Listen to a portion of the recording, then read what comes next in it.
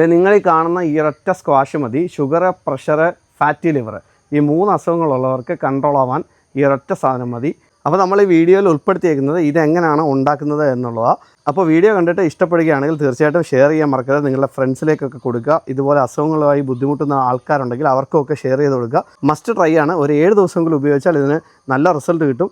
ഇത് വെറും നാച്ചുറൽ സാധനങ്ങൾ മാത്രമാണ്, അല്ലാതെ ആർട്ടിഫിഷ്യലായിട്ട് ഒരു സംഭവമില്ല. അപ്പോൾ നിങ്ങളതിന് ട്രൈ ചെയ്ത് നോക്കുക. എന്നിട്ട് റിസൾട്ട് ഉണ്ടെങ്കിൽ ആ റിസൾട്ട് കമൻറ്റ് ബോക്സിൽ അറിയിക്കുക. അപ്പോൾ നമുക്ക് വീഡിയോയിലേക്ക് പോകാം. ഹായ്.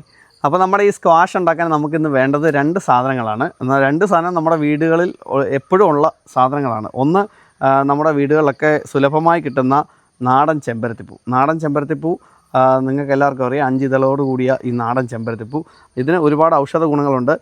മുടിക്കും തലവേദന തുടങ്ങിയ കാര്യങ്ങൾക്കൊക്കെ ഉപയോഗിക്കുന്ന സാധനങ്ങളാണ്. താളിയൊക്കെ ഉണ്ടാക്കാൻ പറ്റുന്ന സാധനമാണ്.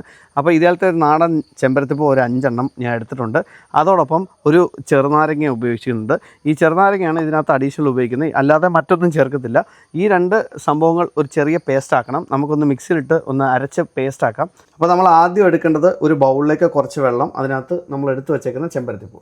അപ്പോൾ ഈ ചെമ്പരത്തിപ്പൂ ജസ്റ്റ് നല്ലതായിട്ടൊന്ന് കഴുകുക. കാരണം പ്രാണികളൊക്കെ ഉണ്ടെങ്കിൽ അതൊക്കെ ഒന്ന് പോകാൻ വേണ്ടിയിട്ടാണ്, മറ്റഴുക്കുകൾ എന്തെങ്കിലുമൊക്കെ ഉണ്ടെങ്കിൽ ഒന്ന് പോകാൻ വേണ്ടിയിട്ടാണ്. ഇത് നല്ല വൃത്തിയായിട്ട് കഴുകുക. നല്ല വൃത്തിയായിട്ട് കഴുകി അതിൻ്റെ ഈ ഞെട്ട് എടുത്ത് കളയാം. ഈ ഞെട്ടെടുത്ത് കളഞ്ഞ് ഈ പൂ ബാക്കിയുള്ള എല്ലാ ഭാഗവും നമുക്ക് ഉപയോഗിക്കാൻ പറ്റും. നല്ല വൃത്തിയായിട്ട് ഈ പൂ ഒന്ന് കഴുകിയെടുക്കുക. അതാണ് നമ്മൾ ആദ്യം ചെയ്തത്. അപ്പോൾ ഈ ചെമ്പരത്തിപ്പൂ എല്ലാം നല്ല വൃത്തിയായിട്ട് കഴുകിയിട്ടുണ്ട്. ഇനി ഈ കഴുകിയ ചെമ്പരത്തിപ്പൂ നമ്മൾ ഈ ജ്യൂസ് അടിക്കുന്ന മിക്സി ജാറിലേക്ക് ജസ്റ്റ് ഒന്ന് ഇട്ട് കൊടുക്കുക. ഇനി അടുത്തത് വേണ്ടത് നമ്മൾ എടുത്ത് വെച്ചേക്കുന്ന ഈ ചെറുനാരങ്ങ.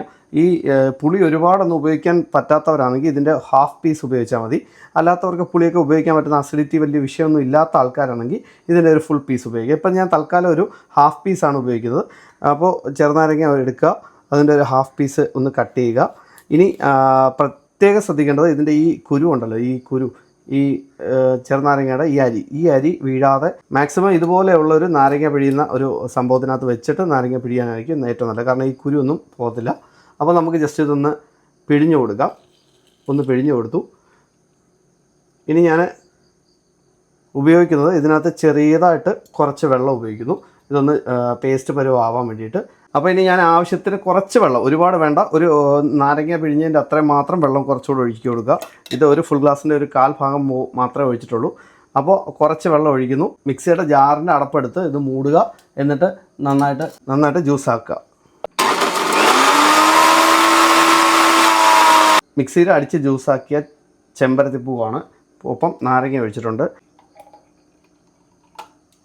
ഇനി നമ്മൾ ഈ കാണുന്ന സാധനം ഈ ജ്യൂസാണ് നമ്മൾ സ്ക്വാഷായിട്ട് ഉപയോഗിക്കുന്നത്. ഇത് ജസ്റ്റ് വെള്ളം മാത്രം ചേർക്കുക. ആവശ്യത്തിന് ക്വാണ്ടിറ്റിക്ക് വെള്ളം ചേർക്കുക. ഇനി ഇതിനകത്ത് മധുരം, ഉപ്പ് തുടങ്ങിയ സാധനങ്ങളൊന്നും ഉപയോഗിക്കരുത്. മധുരം അത്യാവശ്യമായിട്ട് വേണം എന്ന് ഉള്ളവരാണെങ്കിൽ ചെറുതായിട്ട് ഉപയോഗിക്കാം. പക്ഷേ അതും ഒരു ക്വാണ്ടിറ്റിയിൽ കൂടുതൽ ഉപയോഗിക്കരുത്. ഇത് ഇങ്ങനെ തന്നെ കുടിക്കുന്നതാണ് ഏറ്റവും നല്ലത്. അപ്പോൾ ഇനി വെള്ളം ഒഴിച്ച് നമ്മൾ ആവശ്യത്തിന് സ്ക്വാഷ് പരുവത്തിലാക്കി കുടിച്ചാൽ മതി.